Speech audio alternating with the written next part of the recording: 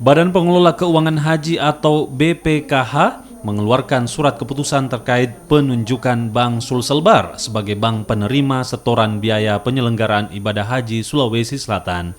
Lantaran Bank Sulselbar terjangkau hingga pelosok wilayah di Sulawesi Selatan.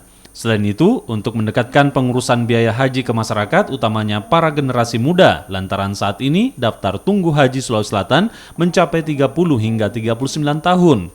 Diharapkan generasi muda bisa mulai menyetorkan dana haji mereka untuk mendapatkan nomor antrian sejak dini.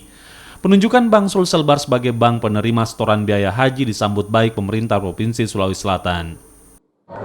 Biaya perjalanan ibadah haji itu ada beberapa fungsi. Di antaranya yang kita kasih sekarang ini, kita tetapkan sekarang adalah fungsi penerima setoran amal. Nah, kita harapkan selanjutnya fungsi yang lain, mitra investasi, itu bisa didapatkan atau nanti diajukan ke BPK untuk kita tetapkan menjadi mitra investasi. Sehingga batasannya sesuai dengan kelayakan berapapun. Karena tetap aja kita ada koridor-koridor, tapi berapapun yang asal itu layak, bagus gitu ya. Karena bagaimana juga dana haji ini harus kita kelola dengan baik. Jadi kalau saya ingin sampaikan 800 miliar itu setoran haji Sulsel, ya.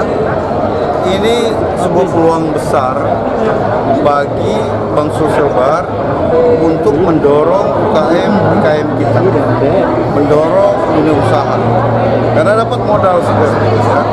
Dan yang kedua, tentu kita berharap ini juga dana tidak hanya sekedar diputar begitu saja, tapi ada nilai tambah yang mungkin dalam bentuk reksadana dan sebagainya. Ini sangat bagus.